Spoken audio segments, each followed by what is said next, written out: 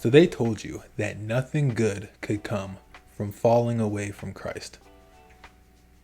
They told you that nothing good could come from practicing demonology, spirituality, witchcraft. That's what they told you. I'm here to say that they are dead wrong. They told you that God is love. They told you that Jesus is safety.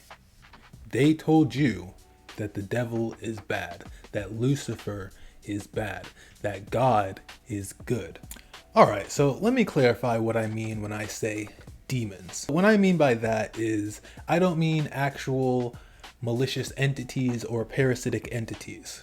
I use the word demon since that's the colloquial sense for anything that's not God or has anything to do with the angelic Christian realm, right? I'm not talking about archons, parasitic entities, malicious entities, anything like that.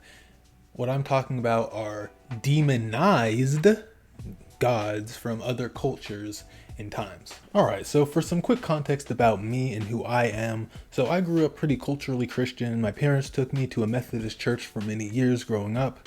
And during so, and then after a while, I would say around 10 years old, they stopped taking me, and then I kind of just stopped thinking about really any of this sort of spirituality, theology subject altogether, up until about 2020, where, you know, we all know what happened to the world then, and I looked around and I was like, yeah, there's clearly something wrong, something is amiss, you know, someone's lying here, I'll just put it that way. And so I quickly started like kind of looking into theology, spirituality, and where I first became sort of like a general non-denominational Christian.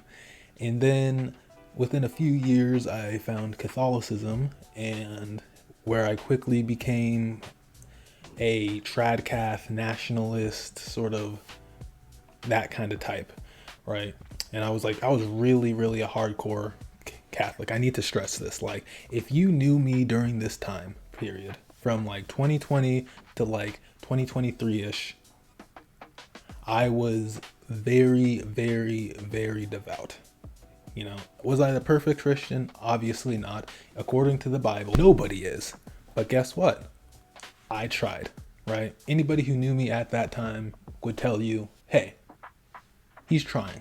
But, you know, throughout this time of Catholicism and Christianity, like there was like this weird feeling at the back of my mind, and I couldn't really place what it was. But now what I realize is that I was fighting cognitive dissonance, right? What I felt like I was like looking at like Christianity as a whole, and I was like, okay, I feel like something is missing here. Like I feel like I'm close to what I need to be doing, but something is just not quite right. It's like you're looking at a picture of like a puzzle, and like a big piece is missing right from the middle. And that's how I felt. I was like, okay, something is like, okay, I feel like I'm close, but you know, certain things aren't quite right. And then, you know, I started exploring and I started looking at spirituality, other religions and other things such as that. And I kind of came to the conclusion that I was like, yeah, this whole thing is false, right? At least in a historical or a literal sense. And, you know, I could go more into like my past and all that stuff in another video if you guys are so interested. But for now, during the later years of my Christian era, I guess, so to speak, it's what happened was I started like really looking into like the claims made by the Bible instead of just taking it on faith. I wanted to, you know, because I had a lot of friends and I would talk about this kind of thing with them, and they would, you know, and I realized that like I didn't really have proof. So what I would do is I would like look through it, and then I noticed like very glaring issues and contradictions within this Bible, right? And then also, but that's not really what this video is about, but like also the tangible claims made in this book are just not real. Like for example, here in front of me, I've got, you know, the text in front of me here. So I'm going to read I'm going to start with John 14:12. So, very truly I tell you, whoever believes in me will do the works I have been doing, and they will do even greater things than these, because I am going to the Father. And I will do whatever you ask in my name, so that the Father may be glorified in the Son. You may ask me for anything in my name, and I will do it. Okay, so have you ever had a prayer that didn't go answered? I certainly have. I know you have. I know starving kids in Africa. I know kids with cancer. I know all these people have prayed for things. And are they getting those prayers? Are these prayers being received? Now, okay, so God makes a very tangible claim here. He says, if this, then this, right? There's no if, ands, or buts. If you believe in me and if you do ask, then this. Okay, so all these people are believers. All these people go to church. I'm sure you watching this go to church and are a believer. So if God can't do it, then he's not all powerful. And if he won't grant your prayer, then he's lying. So, and then he would actually technically be lying as well, because he'd be lying about him being all powerful in the first instance. But so really, so which is it? Pick your poison, right? Either God's a liar or he's wrong or not all powerful, right? And those were one of the many issues I've had with this. I bring these issues up, but what Christians will do is they'll victim blame, right? God makes a promise, but no. It's your fault that it didn't come true, right? This is what you'll see in the comments, by the way. Oh, no. Oh, well, your prayer didn't go answered even though it was promised to you that it was.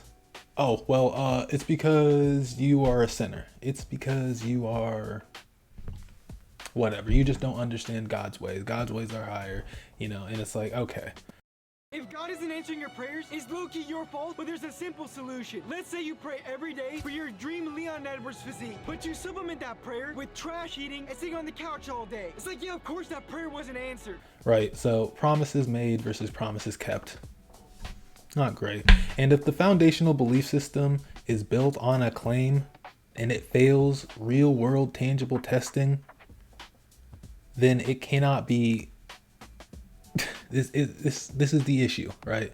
So another thing here, I'm on a bit of a tangent here, but another issue that I have with this book is the fact that when I was doing research into just other religions and Christianity in general, I noticed that there were a lot of other gods that were predated Jesus by hundreds to thousands of years historically, that have the same exact story as him. Even within the own Bible, there are characters who are literal copies of Jesus and analogous to his life, right? So, like for example, let's talk about Joseph, who had a miracle birth, 12 brothers, one whom Judah suggests the sale of to Joseph for 20 gold pieces. Jesus, born of a miracle, had 12 disciples. Judas sold him out for 30 gold pieces. Like even within the own book, Jesus' life is copied.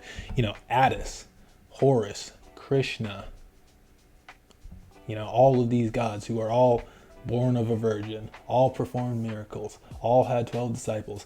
A lot of these gods were also born on December 25th as well, right? So like, this is the equivalent of that one meme where it's like, hey bro, can I copy off your homework real quick? And it's like, oh yeah, sure man. Just make sure to change a few things so the teacher won't notice. Like, so now why did I choose paganism or the occult over Christianity? Or maybe even atheism, right? Since I left Christianity, and most people, they would say they go to atheism, but why did I decide to go to paganism? I guess the idea of like demonology, because towards the end of my Catholic journey, I started like researching a lot of these other religions and a lot of these other spiritual practices. And then I came across like the teachings and the books of Aleister Crowley and all these other, and like Bobby Hemmett and Jordan Maxwell and all these other people. And then I started looking into things such as Buddhism, Hinduism, these Eastern practices, yoga, all these other things. And, unlike Christianity, right, these things actually had tangible effects on my life. When I would do these rituals, I would actually have full conversations. These things would actually help me. They would, they weren't, genocidal, infanticidal, pro-grape, pro-slavery gods, right? They're actually nice and pleasant to be around. They're not jealous. They're not, right, just personality wise. And guess what? You know, I prayed a lot. I talked to God a lot. None of that ever happened to me. You know, people always say, oh, I talk to God every day. And it's like, okay, that's cool. He didn't do that for me. So whatever, right? But, you know, these entities, they do, right? Within rituals, they show up for me, right? And here's a common misconception. Me personally, I do not worship these entities. I work with these entities. I would say that I have a business relationship, so to speak, right, with these entities, right? Because people will say, oh, you just went from worshiping one thing to another. No, I don't have faith. I don't have theories. I don't really care about any of this. I care about what is consistently and provably true within my own life. And this is, right? I don't worship, I work with. It would be like if you had a really good friend that you started a business with and became business partners. You wouldn't say you worship your friend, correct? So this is that same kind of stance. Genesis 1:14 states that God said, "Let there be lights in the expanse of the heavens to separate them from the day and night, and let them be for signs and for symbols for days and years." So God literally says that the stars are for signs. But no. Astrology is witchcraft. Astrology is evil. Astrology, numerology, all that. Oh no, I rebuke all that. I rebuke it all. It's disgusting. It's evil. It's immoral. But God said, let the stars are for signs. So shouldn't we figure out what those signs mean and how it relates to us in our life? So what people will come in here and have the misconception of what it is I'm doing and say that what I'm doing is evil. They'll say that Lucifer is evil. Lucifer is the devil, etc. Well, for one, Lucifer and the devil, not the same thing. Two, Lucifer is its own separate entity. And, right. And even so, right, like, let's just like tally up. What did Lucifer actually do wrong? Okay, so he was prideful.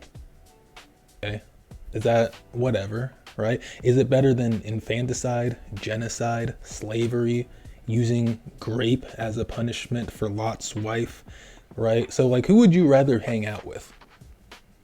Right? Like someone who's like a literal genocidal maniac or someone who's just kind of a bit prideful. Like, what did the devil actually do wrong? Oh yeah, he messed up Job or whatever, but it's like, okay, but who allowed him to do that? It was God. Right? And so it's like everything bad can honestly be. So Editor Webby here. For whatever reason, the video got cut off. But what I was going to say is everything bad can be attributed to the God of the Bible. Because look, if you're going to be one of these people say, oh, well, nothing you say in this video matters because he's 100% sovereign. Okay, well, guess what? If you're 100% sovereign, you have 100% responsibility. You have 100% accountability. Okay, you can't have it both ways. If anything goes wrong, then you are the one to be held accountable because you are 100% sovereign. So here's another real great epic verse right here. Numbers 31:17-18. And this is, in this context, Moses is telling people, right, giving commands that he got from God, right? He's giving commands. So he says, "Now therefore, kill every male among the little ones, and kill every woman who has known a man by sleeping with him. But all the young girls who have not known a man by sleeping with him, keep alive for yourselves." Right? So this was the part of the divine command given to the Israelites. Right? What a real epic guy. So, you know, don't blame me because I don't want to hang out with someone like this. So one of the entities who I work with, Ganesha, right here, and he has said nothing like this. He has never done anything like this, right? He will accept you no matter who you are or where you come from.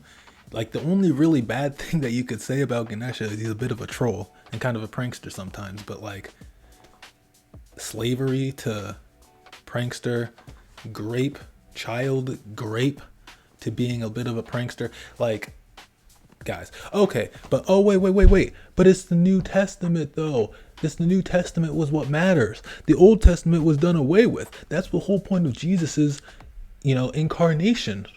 they say. So in Matthew 5:17, do not think that I have come to abolish the law or the prophets. I have not come to abolish them, but to fulfill them. So again, what does the word abolish mean, and what does the word fulfill mean, right? If I fulfill the law by walking outside and not jaywalking or not running a stop sign, does that mean I don't have to ever do it again? Does that mean that cancels that law for everybody else? No, obviously not. That's not how words work.